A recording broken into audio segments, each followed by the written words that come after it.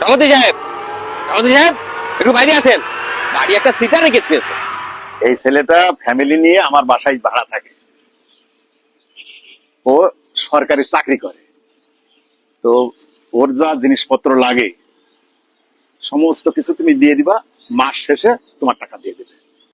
ঠিক আছে কাকা, আপনি যখন বলছেন আমি মাল দেবো, তাতে আর কি যা আসছে। ঠিক আছে, দিয়ে দিবা না, আসুক। ওর ওষুধপত্র যা লাগে সব দিবা, মাস শেষে তোমার টাকা দেবে। ঠিক আছে সভাপতি সাহেব, আপনি যেহেতু বলেছেন ওষুধপত্র যা লাগে দিবান, কোনো সমস্যা নেই।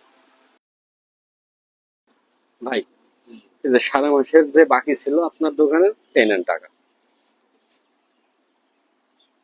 তাহলে থাকেন, হ্যাঁ, আমি উঠলাম। ছেলেটা নিয়ে আমার মধ্যে একটা ভুল ধারণাই হইল। না, ছেলেটা তো ভালোই। ভাই, এই যে আপনার দোকানে যে বাকি ছিল সেই টাকাটা ভাই। ঠিক আছে ভাই, আমি খাতায় জমা করে দিচ্ছি। ঠিক আছে ভাই। লোকটার লেনদেন তো খুব ভালো, যখন যা চাই দিয়ে দেবো। সভাপতি সাহেব, সভাপতি সাহেব একটু বাইরে আছেন, বাড়ি একটা সিটার রেখে দিয়েছে। কি গো মিলনা, তোমরা সব একসাথে, কি ব্যাপার? এত চিল্লাচিল্লি বা করছো কেন? আপনি তো বলিলেন যে বিরাট ভালো ছেলে, সরকারি চাকরি করে, মাস শেষে টাকা দিয়ে দেবেন। আমরা সেইভাবে বিশ্বাস করে মাল দিয়েছি, সেই ছেলে কই? তোমরা সেই ছেলের খোঁজ করছো, তোমরা কয় টাকার মাল দিয়েছো? শুধু কি মাল দিয়েছি? হ্যাঁ, 7 দিন আগে। আচ্ছা, কি ব্যাপার ভাই, আপনার তো আমি কোনদিন এইভাবে মন খারাপ করে বসে থাকতে দেখিনি। কি আছে আপনার? বেতন পাবার 4 দিন পরে, কিন্তু ইমার্জেন্সি আমার 20,000 টাকা লাগবে। বাড়িওয়ালার প্রেগনেন্ট, ব্যথা উঠেছে, আমার কাছে এখন কোনো টাকা নেই ভাই, এই জন্য মনটা খারাপ। কি করবো কিছু বুঝতে পারছেন না।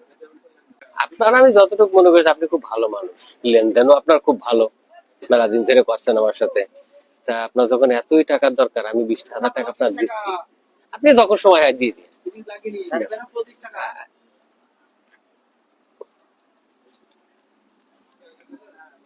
এই নেন।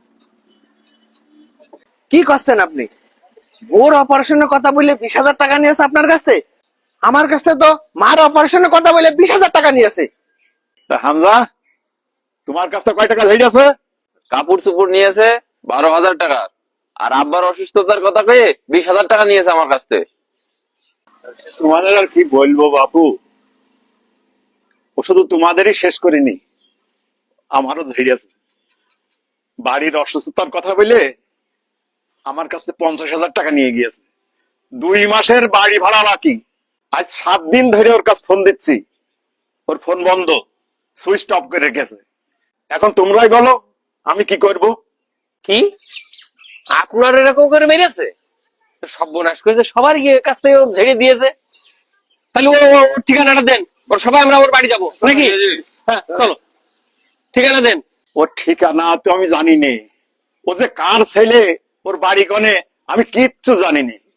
সভাপতি সাহেব, আপনি তো নিজে ধরা খাইলেনি, আর আপনার উপরে বিশ্বাস করে আমরাও সবাই শেষ হয়ে গেলাম। এইরকম ঘটনা বর্তমান অ্যাভেলেবল হচ্ছে, এজন্য আপনারা নাম ঠিকানা না জেনে মানুষকে বাড়ি ভাড়া দিবেন না, শেষে আপনাকেই পস্তাতে হবে। ভিডিওটি বেশি বেশি শেয়ার করবেন যাতে করে মানুষ সাবধান হতে পারে।